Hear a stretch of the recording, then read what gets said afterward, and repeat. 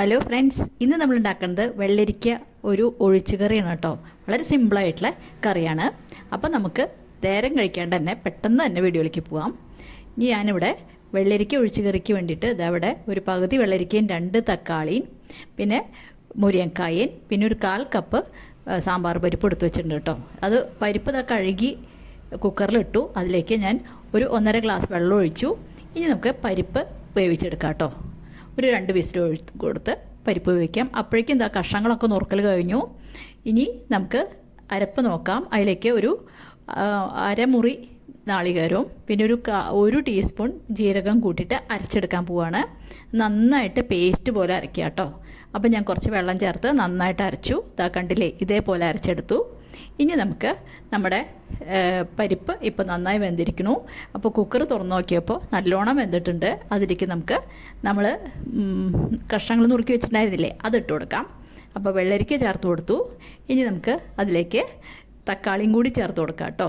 അപ്പോൾ തക്കാളിയും വെള്ളരിക്കയും കൂടിയിട്ട് നമുക്ക് ഒരു വിസിലടിപ്പിക്കാം. അപ്പോൾ അത് പെട്ടെന്ന് വെന്ത് കിട്ടും. അതിനു മുമ്പ് അതിലേക്ക് നമ്മൾ ഒരു 1/4 ടീസ്പൂൺ മഞ്ഞൾപ്പൊടി, 1 ടീസ്പൂൺ നല്ല മുളക് പൊടി, പിന്നെ നമ്മൾ ചേർക്കുന്നത് കുറച്ച് കറിവേപ്പില, പിന്നെ 2 പച്ചമുളക് കീറി വെച്ചിട്ടുണ്ട്, അതും കൂടി ചേർത്ത് കൊടുക്കാം. പിന്നെ നമുക്ക് ആവശ്യത്തിന് ഉപ്പ് ചേർത്ത് കൊടുക്കാം.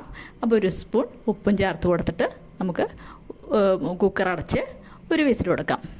അപ്പോൾ ഞാൻ കുക്കർ അടച്ചു. ഇനി നമുക്ക് അടുപ്പത്ത് വെച്ച് ഒരു വിസിൽ കൊടുക്കാം. അപ്പോൾ കുക്കർ അടുപ്പത്ത് വെക്കട്ടെ കേട്ടോ. ഇനി കുക്കർ അടുപ്പത്ത് വെച്ചു.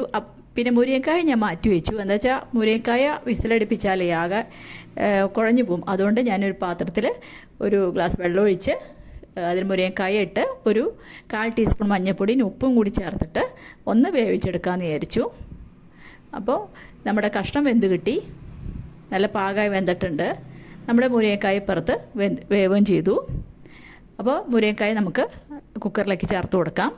പിന്നെ നമ്മൾ അരച്ച് വെച്ച ജീരകവും നാളികേരവും ഉണ്ടല്ലോ, അതും കൂടി ഒഴിച്ചു കൊടുക്കാം കേട്ടോ.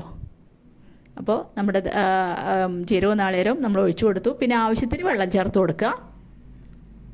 ആവശ്യത്തിന് വെള്ളം ചേർത്തിട്ട് നമുക്ക് എത്ര വെള്ളം വേണോ അതനുസരിച്ച് ചേർത്ത് കൊടുക്കുക. ഒരു ഒഴിച്ചുകറിയാണല്ലോ, അപ്പോൾ അതനുസരിച്ച് വെള്ളം ചേർത്ത് കൊടുക്കുക. ഇനി നമുക്ക് ഇതൊന്ന് അടുപ്പത്ത് വെച്ച് നല്ലോണം ഒന്ന് തിളപ്പിച്ച് പാകാക്കി എടുക്കാം. ഇപ്പോൾ നമ്മുടെ കൂട്ടാനൊക്കെ നല്ലോണം തിളച്ചു. ഞാൻ വാങ്ങിയൊരു പാത്രത്തേക്ക് ഒഴിച്ചു. ഇനി നമുക്ക് ഒന്ന് വറുത്തിടാം കേട്ടോ. അപ്പോൾ ഒരു പാൻ അടുപ്പത്ത് വെച്ച് 2 ടീസ്പൂൺ വെളിച്ചെണ്ണയാണ് ഒഴിച്ചു കൊടുത്തത്. അതിലേക്ക് ഒരു വറ്റൽമുളക് പൊട്ടിച്ചതും 1 സ്പൂൺ നമ്മുടെ ഉലുവയും ഇട്ട് കൊടുത്തു. പിന്നെ 1 സ്പൂൺ കടുകും ഇട്ട് കൊടുത്ത് കടുക് നന്നായി പൊട്ടിയപ്പോൾ അതിലേക്ക് നമ്മൾ കുറച്ച് ഫ്രഷ് കറിവേപ്പില ഇട്ട് കൊടുത്തു.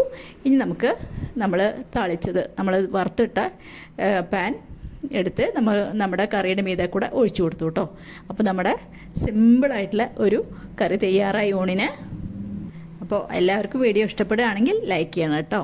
പിന്നെ ആരെങ്കിലും എൻ്റെ വീഡിയോ ആദ്യമായിട്ട് കാണുന്നെങ്കിൽ ഒന്ന് സബ്സ്ക്രൈബ് ചെയ്ത് സപ്പോർട്ട് ചെയ്യാൻ മറന്നു പോകരുത്. ഇനി ഒരു പുതിയ വീഡിയോ ആയിട്ട് നമുക്ക് അടുത്ത് തന്നെ കാണാം. താങ്ക്